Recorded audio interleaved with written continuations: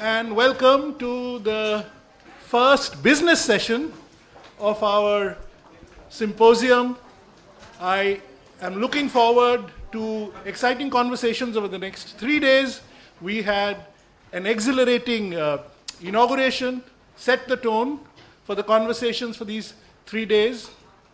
And I'm very grateful that all of us are here on time. Practitioners are often not known to be very punctual, but I want to set the record right and wanted to start right on time. We still have a place empty on the stage, but we will carry on nonetheless. There are arrangements for translation into Spanish. I can't say it in Spanish, so I think I'll ask Anna to say that in Spanish. Buenos días a todos y a todas. Los que necesiten interpretación, por favor pasen, igual que anoche, aquí atrás a la camarita esta de traducción para recoger audífonos y eso les va a ayudar. Y si necesitan cualquier ayuda, me pueden encontrar a mí. Muchas gracias. Thank you so much.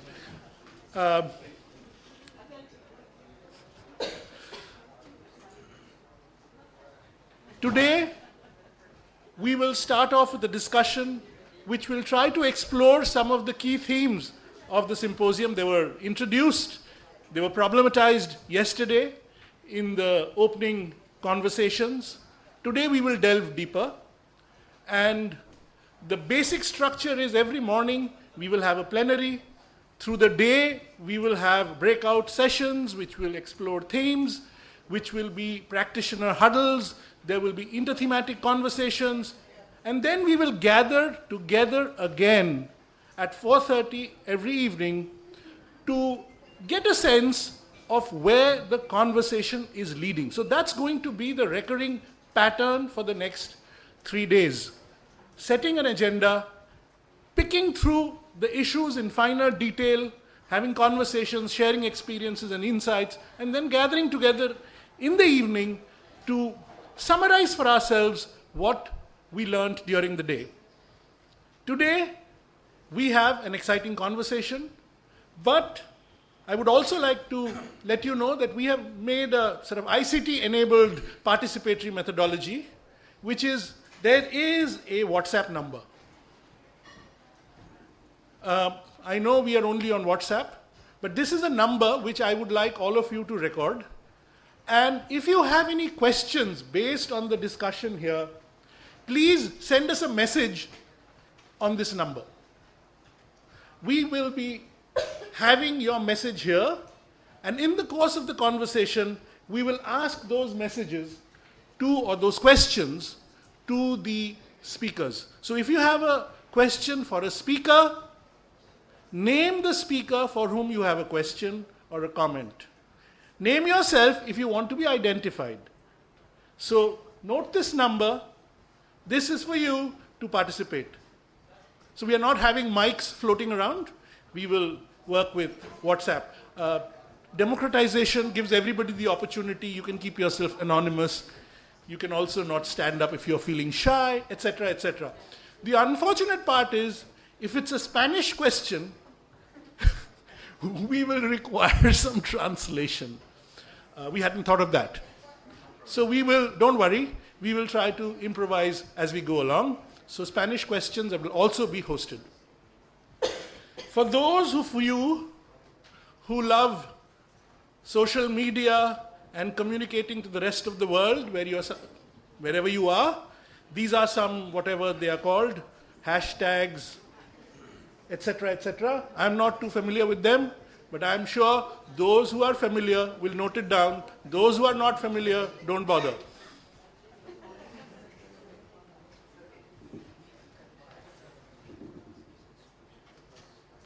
Okay. Hindi and Kannada translation also available. Please collect your headsets. So Spanish, Hindi, Kannada, all 3 languages available. Hindi में भी आपको अगर सुनना है तो जो headset है पीछे मिल रहा है, ले लीजिएगा, उसमें हिंदी ट्रांसलेशन भी आपको मिलेगी. हाँ, जोर से मत बोलिए, अच्छा रहेगा.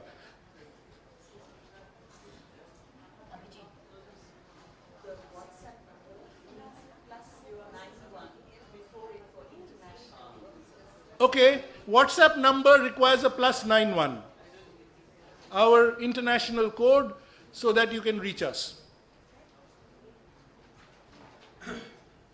So those are housekeeping questions. I don't think there's anything else. Let us get to the business. The theme we will be exploring together today is social accountability and citizenship in a globalized world. We have a very, very exciting panel here. I will introduce them to you, and we will be basically having a conversation among each other.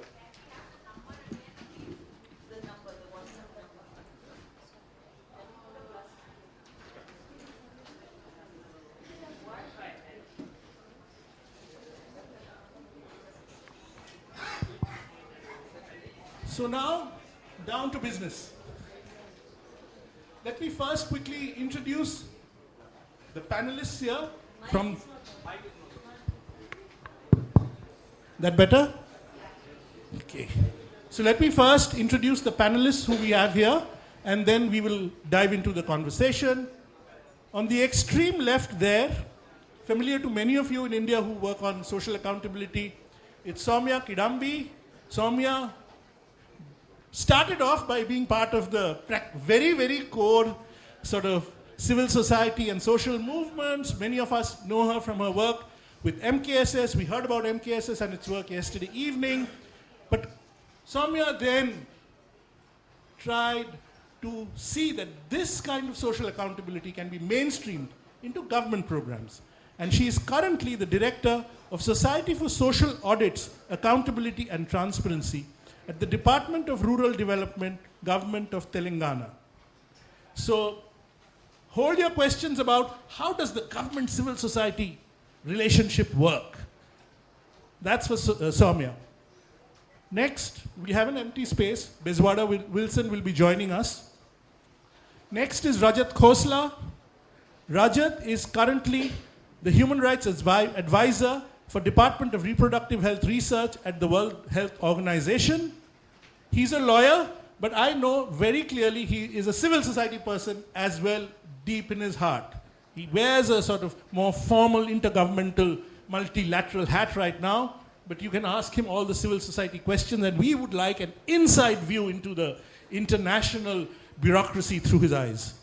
Next to him, Mulumba Moses, Executive Director at Serud in Uganda, another lawyer on the stage, which is good. We have accountability, but not legal accountability, and these lawyers are looking at social accountability with a very strong law background. And Moses uses international human rights to interrogate how these provisions get implemented in country work, and he will be talking about it. Then we have Jonathan Fox. People who read about social accountability must be familiar with that name, because Jonathan has been using his keen analytic vision to understand how social accountability and social movements work together to move the stage around public policy. He's worked for years with civil society and peasants organization in Mexico, but then shifted to Washington, D.C. to keep a closer eye on intergovernmental processes. I welcome all of you. Next to me is an old friend and colleague, Anuj Kapilashrami, again, migrated from the world of civil society into the world of academia. Anuj is currently a senior lecturer in global health policy at Queen Mary University of London, and she bridges the world of research and activism. I know it from personal experience. She's an extremely engaged activist of the People's Health Movement in the UK. So I think that together we can have a very meaningful conversation in terms of questions we will pose to our panelists. Please join in when you feel you too have a question. So, to begin our business, we will have a round of questions. I'll request you not to speak too elaborately. We've already talked about 7 minutes or so for opening comments. We'll follow up with questions, and then we'll get questions from the audience through social media. So let's start with Jonathan. Over here, you're the theoretician, right? You've been looking at accountability and relationships between citizens and state for 30 years now. You've looked at relationships between peasant communities and the state in Mexico, and you've also studied the World Bank.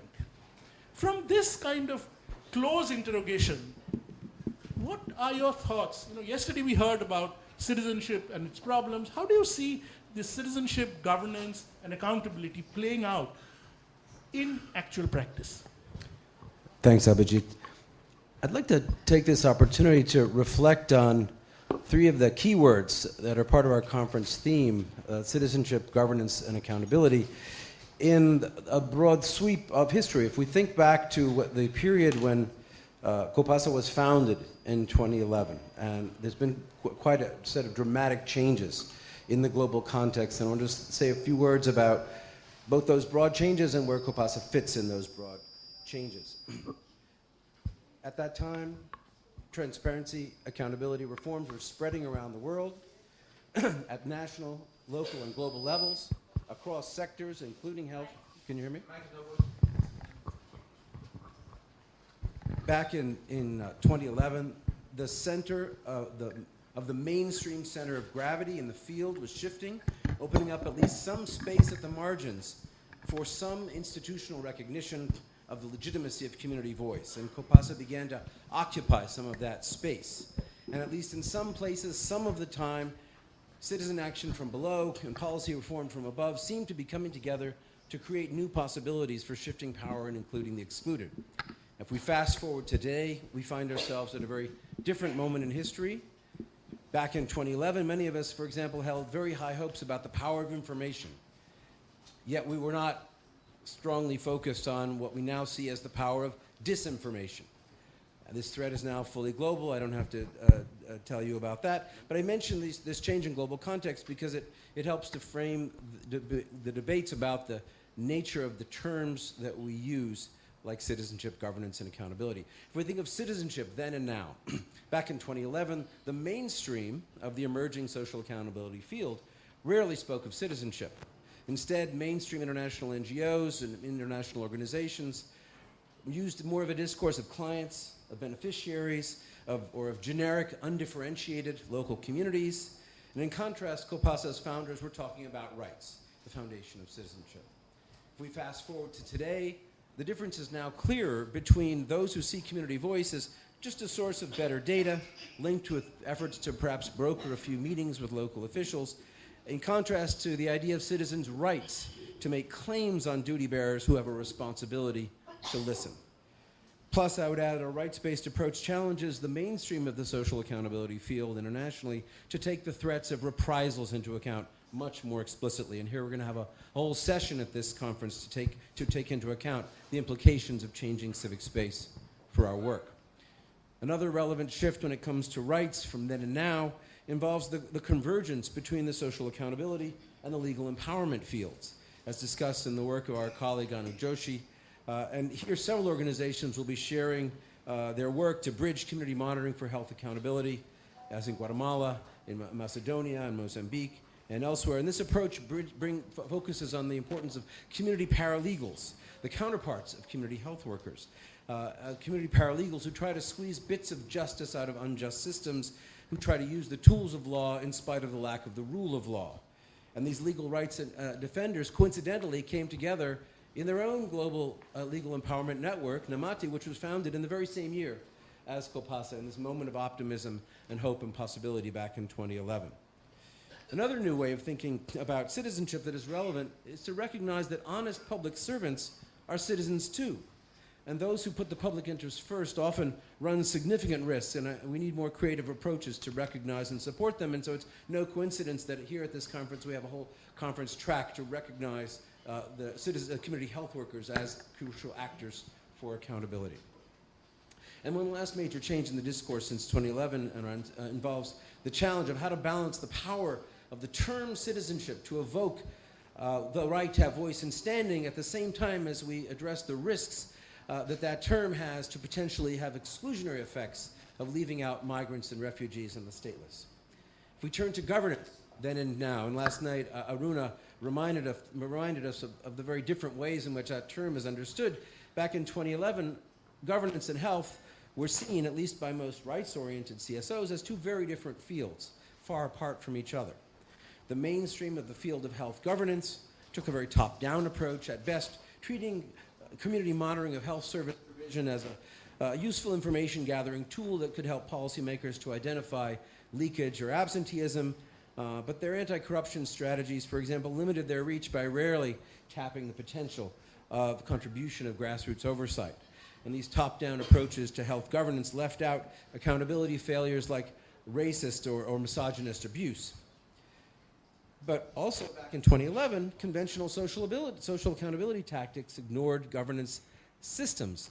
Even when we think of the causes of, for example, of medicine stockouts or informal payments, they lie far upstream inside the governance system, far from the reach of the local interface meetings that became so popular between frontline staff and communities. Yet COPASAH was an exception back then. With SEGS in Guatemala, for example, even building the ideas of governance and health system into the name of the organization. And COPASAH members strategically pursued change strategies that connected broad-based community monitoring with health rights advocacy at multiple levels, linking oversight at local, district, state, and national levels, like the work through the National Rural Health Mission with Satya in Maharashtra, for example, as well as our Peruvian colleagues from Fotosalud and the Department of Puno represented here. If we fast forward to today, there's much more widespread recognition in our field that while community monitoring sheds light on the receiving end of health system failures, we also need broader strategies to identify and address the causes of these systemic problems. And these more systemic approaches can help to identify possible allies and not always obvious entry points for change. And here we have broader ideas like accountability ecosystems, which point to the need to activate the full array of public oversight institutions like right to information systems, like audit bureaus, like ombuds agencies, public prosecutors, and human rights commissions.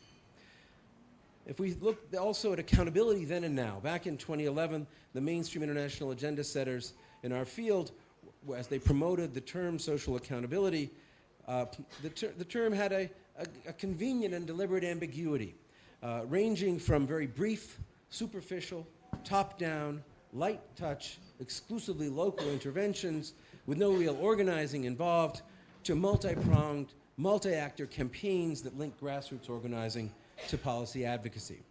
And some of us welcome the term's potential to provide at least some mainstream legitimacy, funding, and hopefully, therefore, at least some partial protection for grassroots organizers who had very little room for maneuver on the ground. And if we look back, I would argue that this breadth of the term was both a strength and a limitation.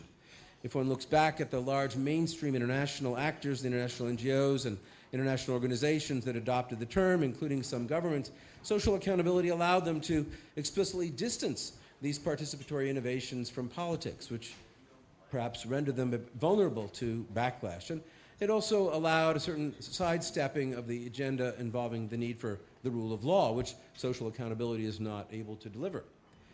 Plus, the conventional local light touch approaches to social accountability of the mainstream organizations tend to ignore the prior legacies of much more critical social movement-led accountability strategies.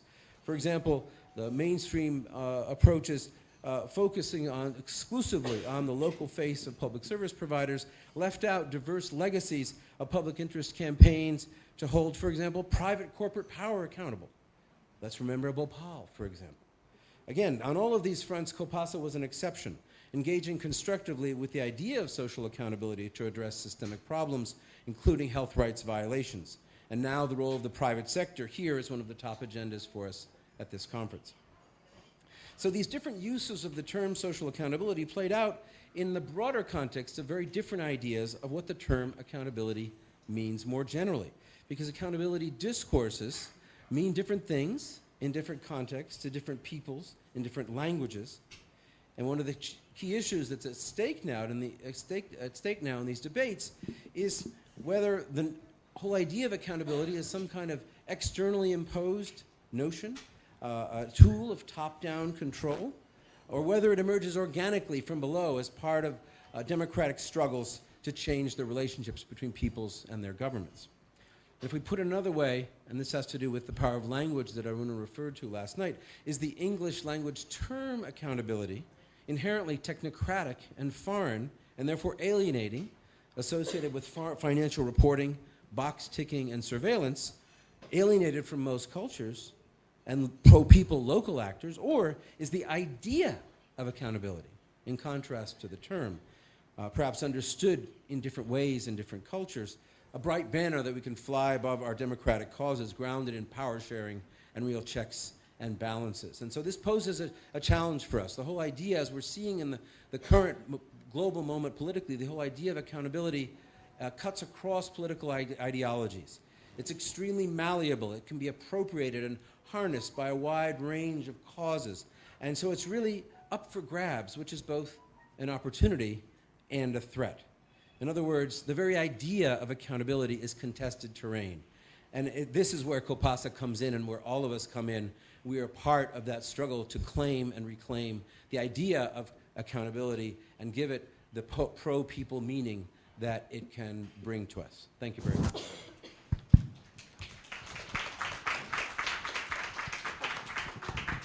Thank you, Jonathan. There was an excellent summation of the key shifts within which accountability discourses need to be situated. I'll just have one follow-on question from that, and would invite some brief response to it. I mean, as you've already alluded to, I think the accountability discourses are being shaped and discussions happening in two very different kinds of worlds. So there is this one, and probably multiple worlds, right? And there's one world which is looking at accountability in discussions around good governance and aid effectiveness agendas and so on. And then there is another world which we're talking, which is, the first world being more top-down. And then there is the other world where we're talking about the national and community processes of strengthening accountability and responsiveness within systems and out with those. So the question is, how can those discussions be brought to speak to each other, and should they? And whether you see any dangers or pitfalls in these discussions coming together. I would bring in a different take on the national arena. I think one of the main threats to our struggles is the capture at the national level of accountability discourses by right-wing forces claiming the anti-corruption banner. And I think around the world, one of the consistent patterns is that progressive forces have lost control over the terms of debate over corruption in particular. And unless national forces can reclaim a pro-people accountability approach to corruption, that we're going to be on the defensive for a long time. Thank you, Jonathan. So now let's move to the human rights paradigm, because you have alluded to more sort of the messy world of politics. Human rights, or especially when we consider right to the highest standard of health, is an aspirational right and very little justiciability, so to speak. Rajat, you've been using human rights instruments and sort of advocating that through your various associations to be sort of domesticated, applied locally. What kind of possibilities do you see, and what kind of limitations do you see that the human rights paradigm provides in terms of furthering a social accountability agenda? Thank you, Abhijit, and let me start by thanking the organizers and COPASAH for this absolute privilege to be here and to be part of this discussion. I guess in my remarks, what I'm going to try and do is actually point to the several disconnects between what Jonathan just said and how the global human rights paradigm is playing out. But what I would also like to do is start by putting a caveat. Right to health, in my view, is not only aspirational, but it is also justiciable. And I would like to spend a couple of minutes in terms of understanding where the justiciability comes from, but also then question what does that mean in terms of our collective narrative around these issues. As we all know, the fundamental right to the highest attainable standard of health was first recognized 70 years back in the Constitution of the World Health Organization, and then later affirmed in the International Covenant on Economic, Social, and Cultural Rights. We have thereafter have had numerous regional treaties, the African Charter on Human and People's Rights, the Inter-American Charter, the European, and several other ones, which recognize the fundamental nature of health as a human right. There have been litigations from numerous countries around the world, including the Supreme Court from this country, which has actually recognized quite clearly the fundamental nature of health as a human right linked to the right to life of population. But the question that I often struggle with is, then so what? And what difference has it made in terms of lives of the people, but also in terms of shaping the global narrative? And in doing so, I'm often confronted with a narrative which has got several trends in it, which have started to emerge, especially over the last 2 decades, if you may. The first is that while there's, at least at the discursive level, a recognition that health is fundamental to realization of human rights, and the vice versa as well, that you cannot realize health of populations without actually recognizing the human rights of the populations. However, increasingly, what we are also seeing that while this discursive level of recognition has happened, there is also a parallel trend that has started to set in. That is of regressive policies being adopted by states across the world, but it is also in terms of 2 specific points that happen. When we look at the operationalization and the domestic implementation, as you talked about, of the right, we all often have the argument that is being put forward of the context specificity of the country situation, which actually is argued to mean that the right is actually dispensable, not inalienable, as we would like to argue. The second is the trend that is increasingly, at least in the last 5 to 6 years, setting is in terms of a more pragmatic or palatable articulation of the right rather than a more principled approach of the right. And that applies very directly to the concept of accountability, and I cannot say it better than what Jonathan just said. But increasingly, while we are very fine talking about data monitoring aspects of the tick-boxing exercise that he talked about, we are not ready to talk about remedies and redress. We are not ready to talk about social accountability in the same manner that we know that local and community-based organizations are talking about. We also have this trend, which is there in terms of an instrumental use of human rights, where we are increasingly pressed to prove the workings of human rights as against conceptualization that links the realization of human rights intrinsic to human capabilities overall. And in doing so, what we have ended up seeing is a trend, as the French say, is a plus ça change. More the things change, the more they remain the same.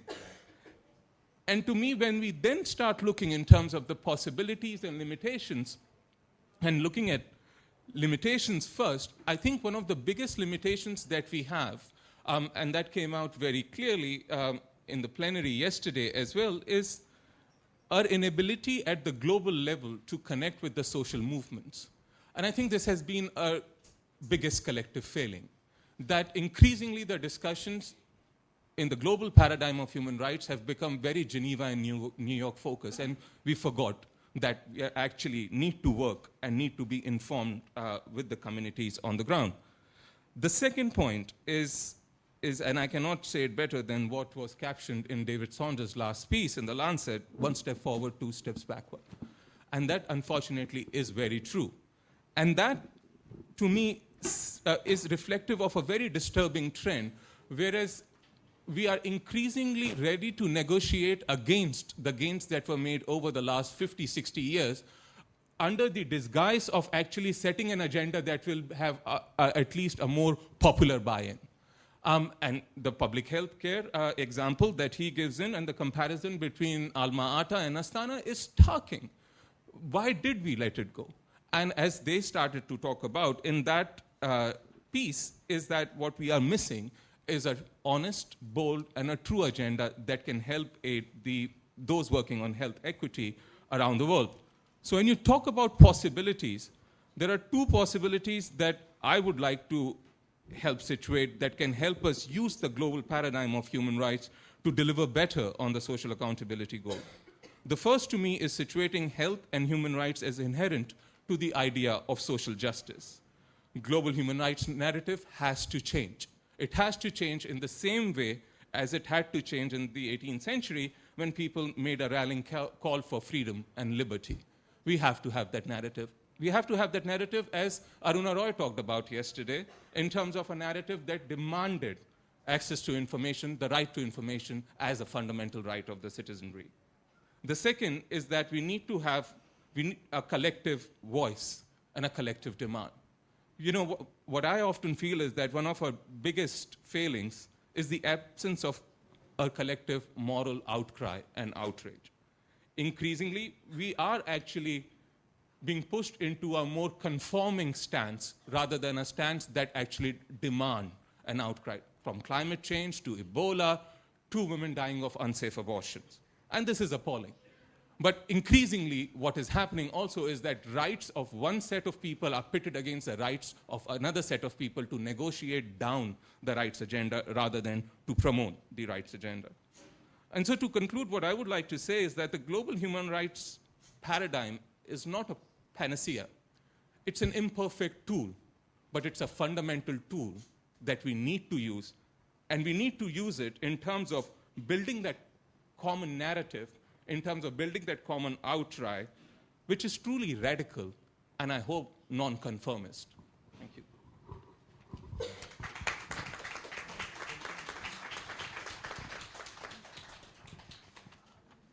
Thank you, Rajat, but I'd like to quickly welcome Wilson, who has joined us.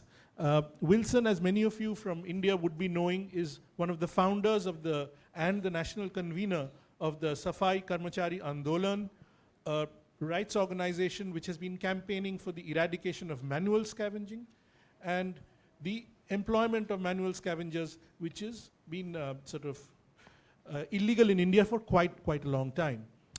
He is an Ashoka Fellow and also has been awarded the Raymond Magsaysay Award for his work in this field. Welcome, Wilson.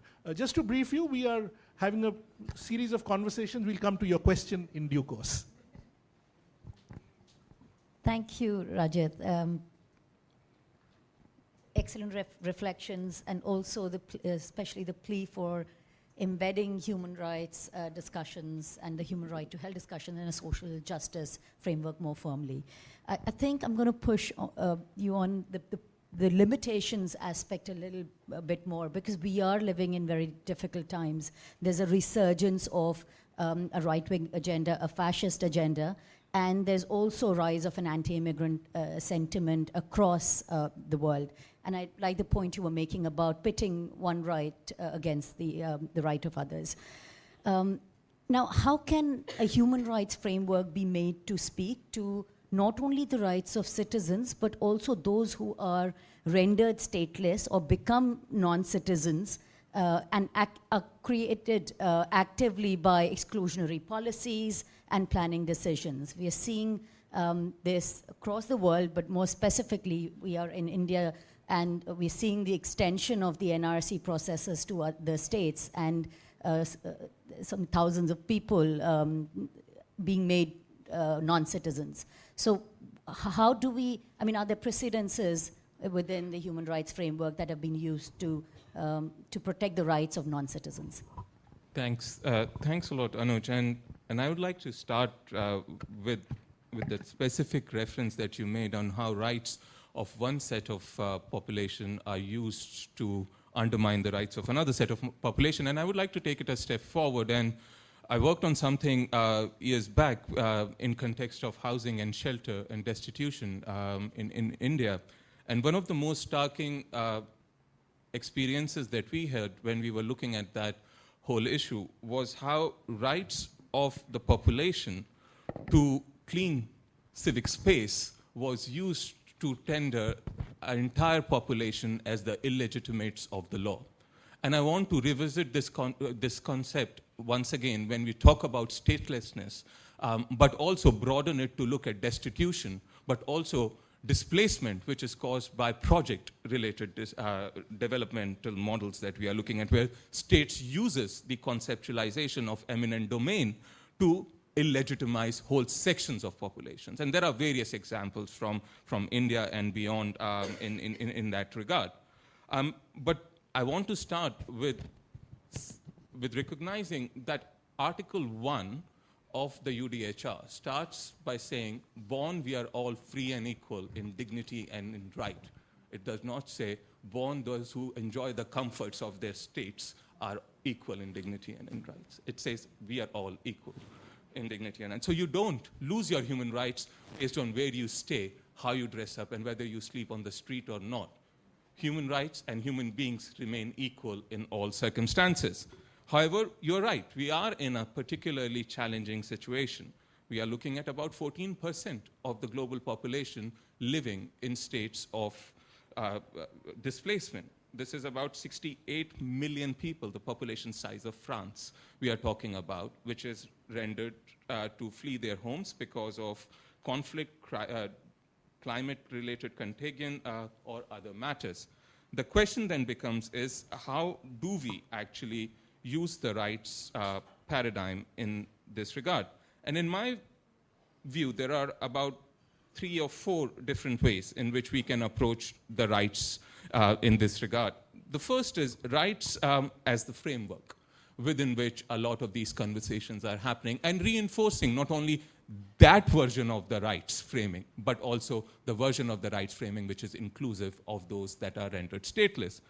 Second is rights as protection, as guarantees of protection in terms of safe spaces, in terms of protections against violence, threats, intimidation, reprisals, but rights as protections.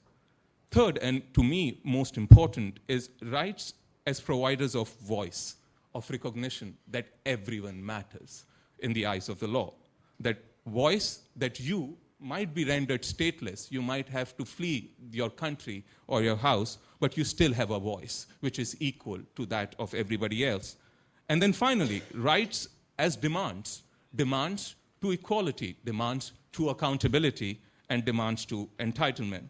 And there are 2 very quick examples that I would like to give in this regard where we actually have used rights to ensure these changes to happen.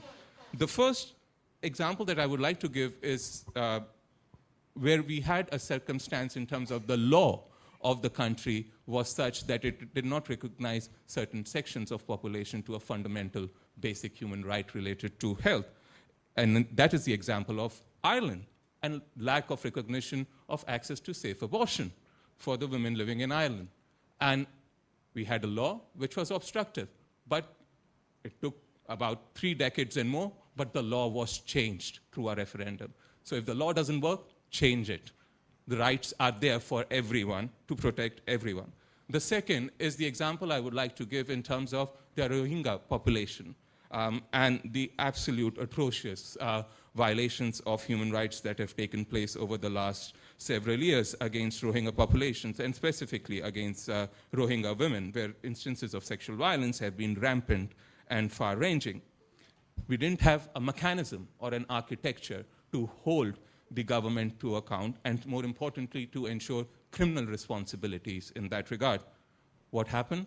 We were able to generate enough moral outcry to establish an international architecture, and this is quite unique because the only other instance there it has taken place in context of is Syria, and there is now an international accountability mechanism on Myanmar, which is mandated to look at all the violations that have taken place and prepare files for criminal prosecutions. So what I wanted to say is that rights are tools that we have in terms of challenging the laws that might be obstructive, as in case of the Irish example, or in terms of demanding procedures to ensure accountability, even if the architecture does not exist. Let's have one.